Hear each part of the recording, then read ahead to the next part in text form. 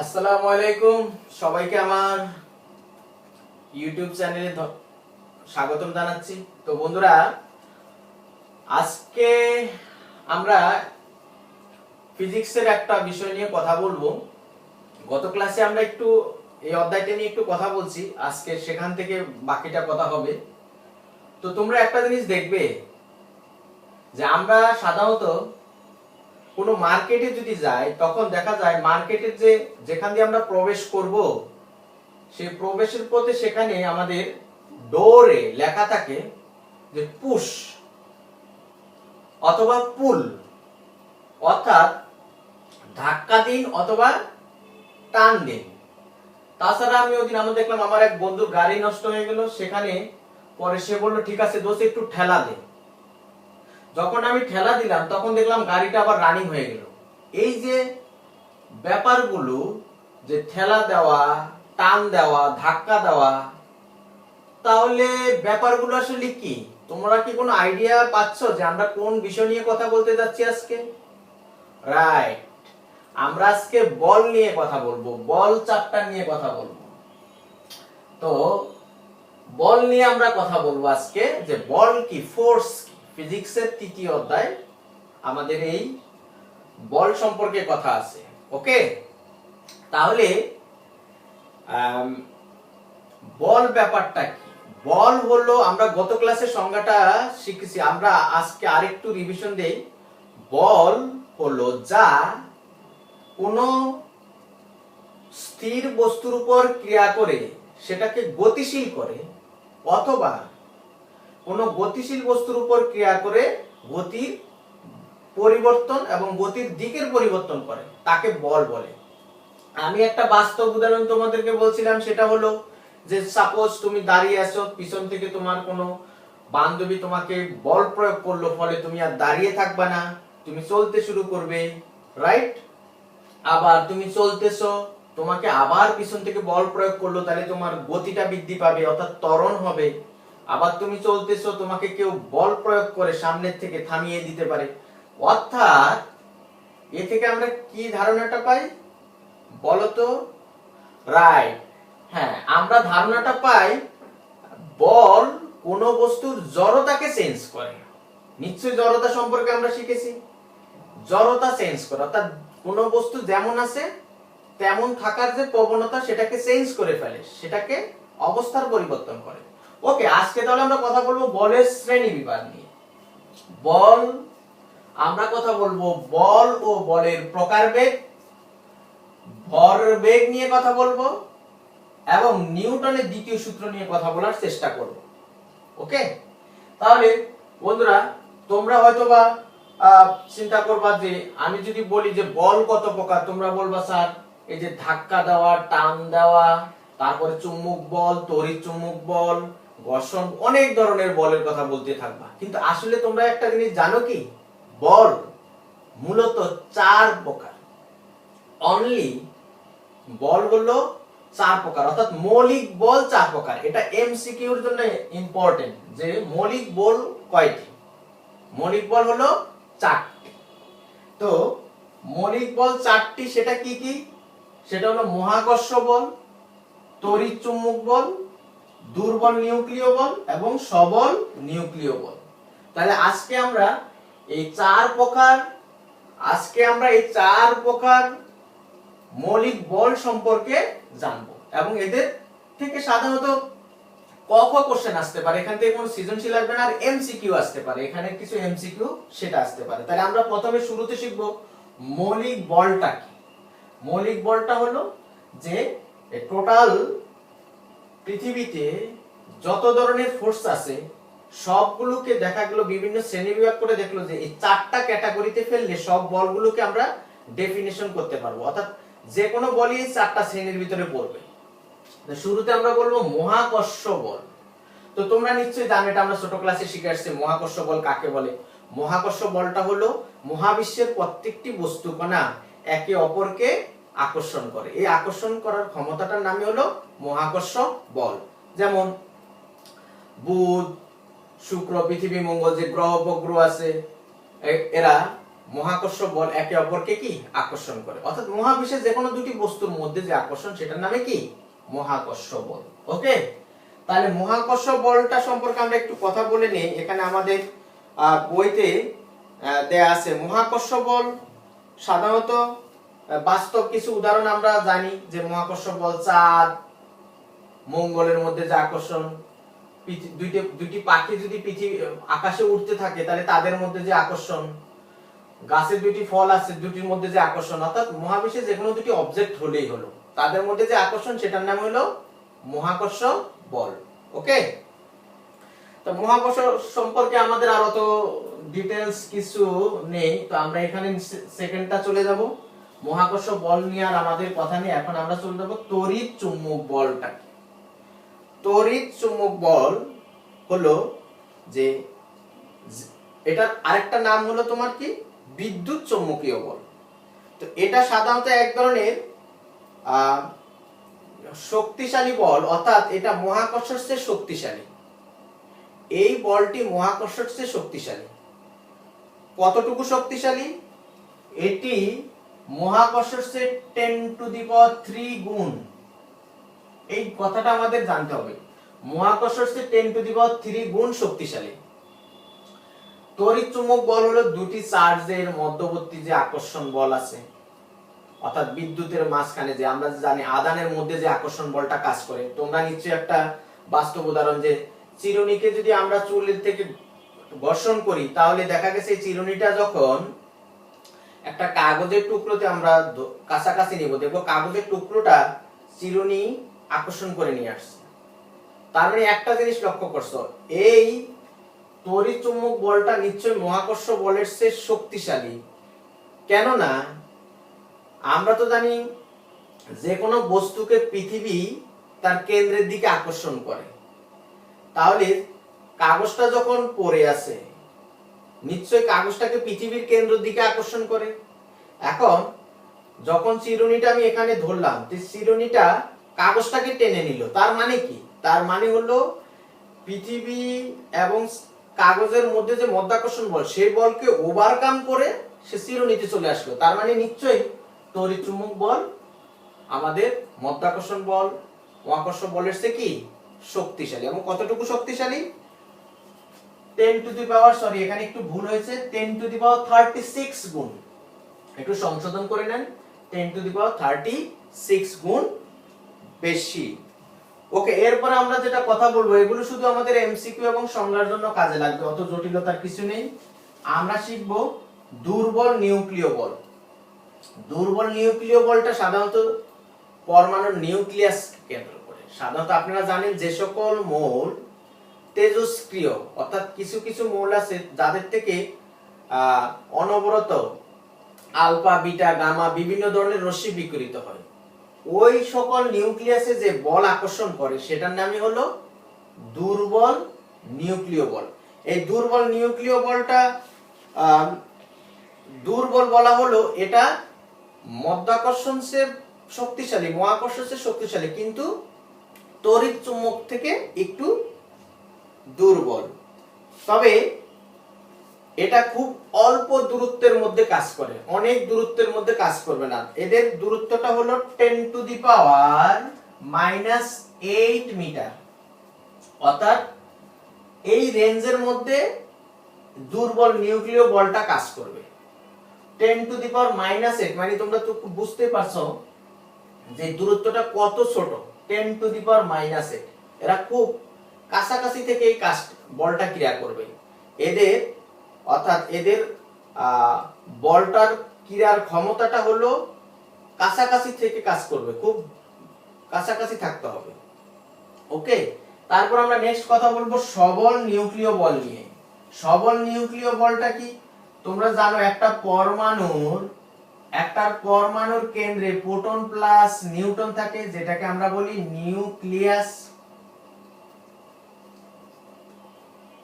যেটাকে আমরা বলি কি নিউক্লিয়াস। এই নিউক্লিয়াস আমরা জানি পরমাণুর কেন্দ্রে ক্ষুদ্র একটা জায়গায় নিউক্লিয়াস থাকে, যে নিউক্লিয়াসের মধ্যে প্রোটন এবং নিউট্রন গুলো অল্প জায়গার মধ্যে অনেকগুলো প্রোটন নিউট্রন থাকে। তাহলে কিভাবে থাকে? একটা ছোট জায়গার মধ্যে এতগুলো প্রোটন নিউট্রন কিভাবে থাকে? তাদের মধ্যে একটা আকর্ষণ বল আছে।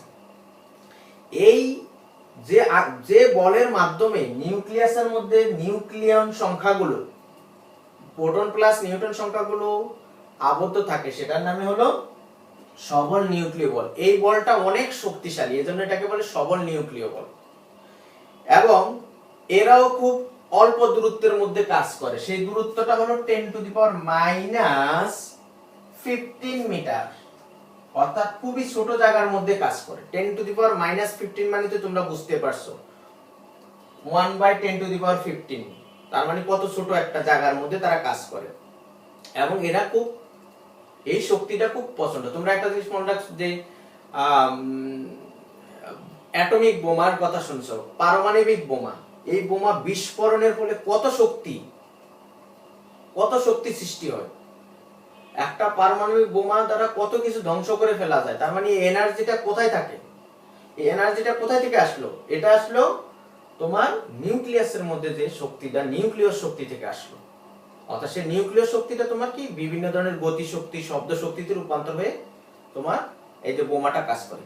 তার মানে বন্ধুরা, ওকে, আমরা আজকে নিশ্চয়ই বল এবং বলের প্রকারভেদ সম্পর্কে জানছি। যদিও বল কাকে বলে আজকে আমি একটু বললাম, গত ক্লাসে আমরা এটা নিয়ে বিস্তারিত কথা বলছিলাম। আর বলের প্রকারভেদ, বল সাধারণত মৌলিক বল 4টি, সেটা কি কি? মহাকর্ষ বল, তারপর হলো তড়িৎচুম্বক বল, দুর্বল নিউক্লিয় বল এবং সবল নিউক্লিয় বল। এগুলো সংজ্ঞার জন্য কাজে লাগবে। এছাড়াও বল কিভাবে কাজ করে তার উপর নির্ভর করে বল সাধারণত 2 ভাগে ভাগ করা হয়েছে। সেটা আমরা এখন বলকে সাধারণত যে কিভাবে কাজ করবে, অর্থাৎ প্রকৃতি অনুসারে, নেচার অনুসারে 2 ভাবে কাজ করা হয়েছে। সেটা হলো 2 ভাবে শ্রেণী বিভাগ, সেটা একটু লক্ষ্য করেন। 2 ভাবে কিভাবে? একটা হলো স্পর্শ বল।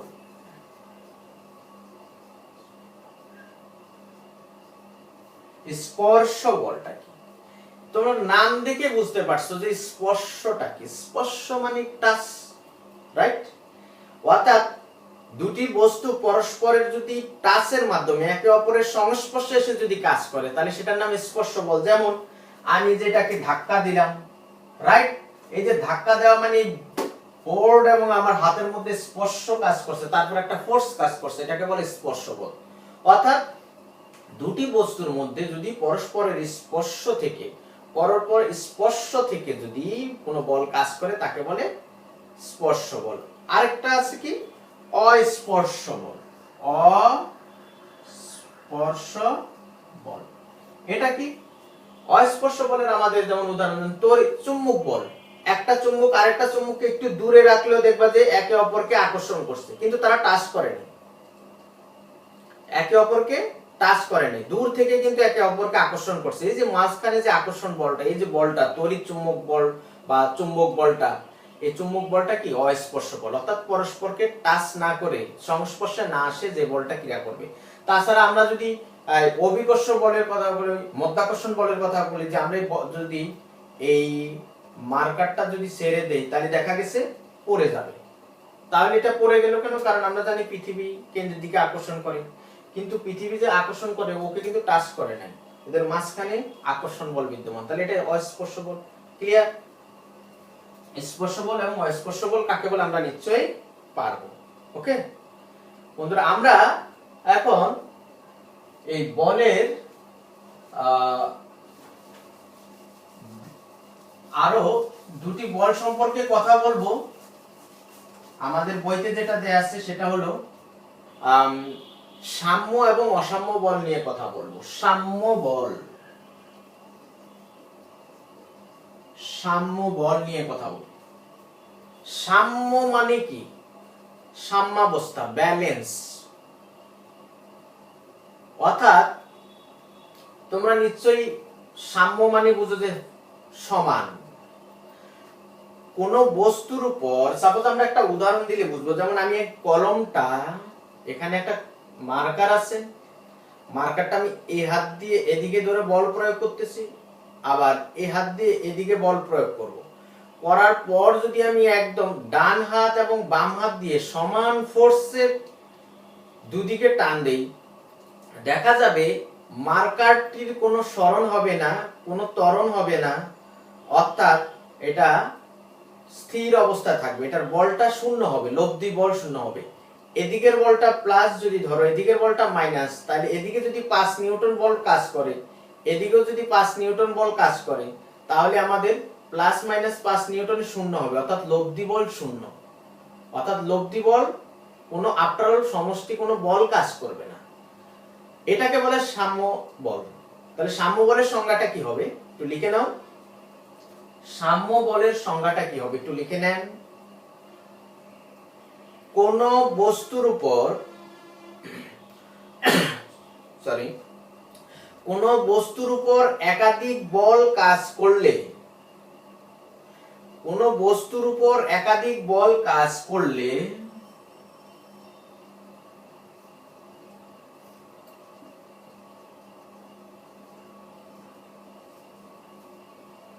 যদি বস্তুটির উপর লব্ধি বল শূন্য হয়, অর্থাৎ ত্বরণ না হয়, তখন তাকে সাম্য বল বলে। অর্থাৎ এখানে F1 এবং F2 সমান, বাট বিপরীত ডিরেকশনটা হলো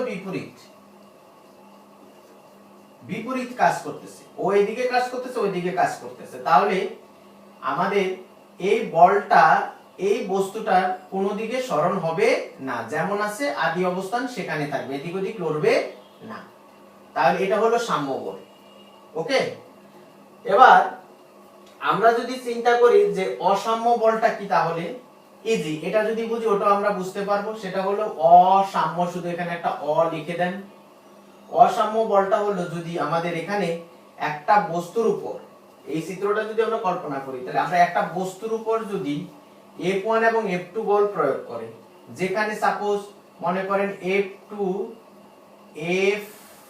গ্রেটার দেন F1, অর্থাৎ এই বলটা এই বলের চেয়ে বড়, তখন নিশ্চয়ই বস্তুটা স্থির থাকবে না, এটা বেগ বাড়বে, ত্বরণ হবে।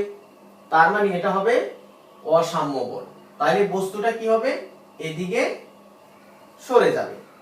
অর্থাৎ আমরা যদি এই মার্কারটা ধরি, এভাবে বল প্রয়োগ করি, এই সাইডে কি হয়ে যাবে, সরে যাবে। তাহলে এটাকে বলে অসাম্য বল, অর্থাৎ এখানে ত্বরণ হবে। তাহলে নিশ্চয়ই ক্লিয়ার যে সাম্য এবং অসাম্য বল সম্পর্কে আমাদের আর কোনো কোশ্চেন থাকার কথা না, যদি আমরা মনোযোগ দিয়ে শুনতে থাকি। 100% মনোযোগ দিলে নিশ্চয়ই এখানে না বোঝার কিছু নেই। তো আমরা বন্ধুরা এখন কথা বলবো ভরবেগ নিয়ে। ভরবেগ ইজি ব্যাপারটা। ভরবেগ নাম দেখে কিন্তু সংজ্ঞাটা শিখে ফেলবো। ভরবেগটা কি, ভর আর এটা হলো বেগ, ভরবেগ। তাহলে কোন বস্তুর ভর এবং বেগের গুণফলকে ভরবেগ বলে। ক্লিয়ার? কোন বস্তুর ভর এবং বেগের গুণফলকে ভরবেগ বলে। এই ভরবেগকে পি দ্বারা প্রকাশ করা হয়। ভরবেগকে পি দ্বারা প্রকাশ করা হয়। ভরবেগের একক হলো, সেটা আমরা বের করব, ভরবেগের একক কি।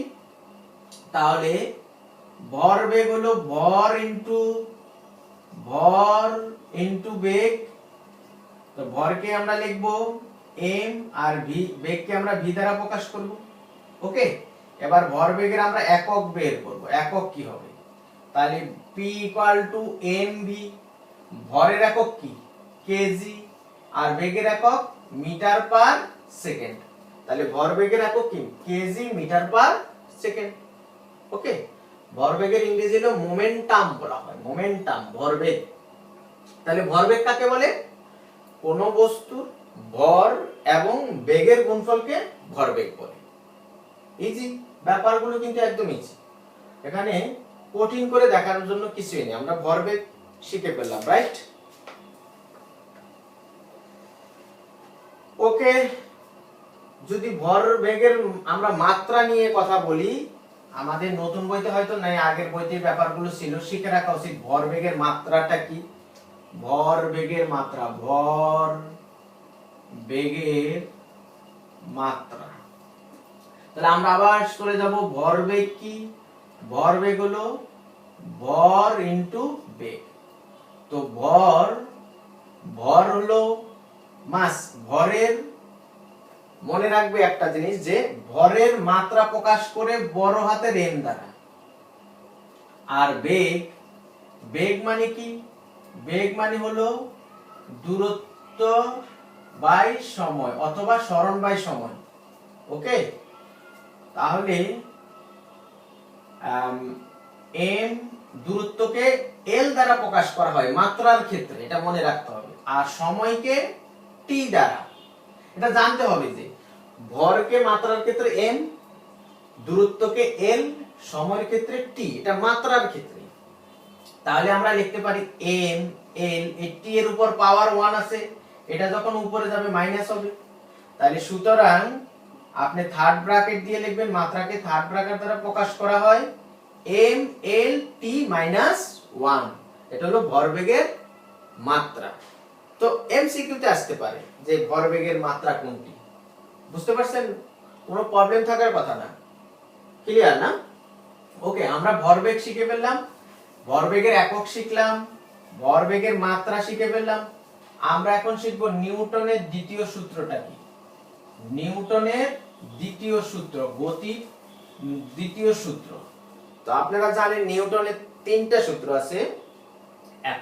প্রথম সূত্র শিখে ফেলছি আমরা গত ক্লাসে, আজকে শিখব সেকেন্ড, অর্থাৎ দ্বিতীয় সূত্রটা নিয়ে কথা বলবো। ওকে, তাহলে দ্বিতীয় সূত্রটা একটু কঠিন মনে হয়, কিন্তু আমরা যদি একটু সহজভাবে প্রথমে পড়ে বুঝতে কষ্ট হবে। এত বড় সূত্র মনে রাখা একদম কেমন কঠিন। তাহলে আমরা একটু আগে একটু ভালোভাবে যদি সিস্টেম করে পড়ি তাহলে অত কঠিন না। তাহলে আমরা এটা বোঝার জন্য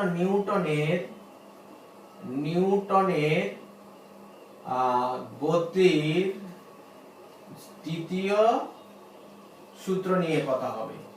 তাহলে এখানে একটা জিনিস আগে লক্ষ্য করেন, একটা বস্তুর ভর এম ভরের একটি বস্তু, যার আদিবেগ ইউ। ওকে, তাহলে আদিবেগ যদি ইউ হয় তাহলে বস্তুটির আদি ভরবেগ কত হবে? আদি ভরবেগ কত হবে? আদি ভরবেগ হবে এম ইউ। এক বস্তুটির উপর যদি এফ বল প্রয়োগ করা হয় তাহলে বস্তুটি টি সময় পর একটা বেগ বৃদ্ধি পাবে, এবং সেই বেগটা কত হবে? ভি, শেষ বেগ। তাহলে বস্তুটার ভর তো আর চেঞ্জ হবে না, ভর তো এমনি থাকবে, রাইট? তাহলে বস্তুটার শেষ ভরবেগ হবে এম ভি। ওকে, তাহলে আদি ভরবেগ হলো এম ইউ, শেষ ভরবেগ এম ভি। তাহলে এবার ভরবেগের পরিবর্তন কি হলো? বস্তুটির ভরবেগের পরিবর্তন কি হলো? ভর বেগের পরিবর্তন আমরা কি লিখবো? M V minus M U. শেষ বেগ যেহেতু বড়, তাহলে আমরা এটা থেকে এটা বিয়োগ করলাম, পরিবর্তন মানে কতটুকু তার বৃদ্ধি পেল, M V minus M U. তাহলে M V minus M U এটা কি? এটা হলো ভরবেগের পরিবর্তন। তাহলে টি সময় পর, অর্থাৎ এই সময় পর, টি সময় পর ভরবেগের পরিবর্তন কি হবে? mv minus mu by t। তাহলে এটা কি হলো? t সময় পর ভরবেগের পরিবর্তনের হার। এখন আমরা নিউটনের দ্বিতীয় সূত্রটা শিখব। তো শেখার আগে আমরা আবার বলছি, এই যে রাশিটা এটা কি? এটা হলো ভরবেগের পরিবর্তনের হার, টাইম দিয়ে ভাগ করা হয়েছে। অর্থাৎ একটা বস্তু ইউ আদিবেগ নিয়ে যখন চলে তখন তার উপর এফ বল প্রয়োগ করা হলো, টি সময় পর তার শেষ বেগ ভি হয়। তাহলে আদি ভরবেগ এম ভি, আদি ভরবেগ এম ইউ, শেষ ভরবেগ এম ভি। তাহলে ভরবেগের পরিবর্তন কি mv মাইনাস mu, তাহলে পরিবর্তনের হার t সময় পর t দিয়ে ভাগ করা হয়েছে। তাহলে নিউটনের দ্বিতীয় সূত্রটি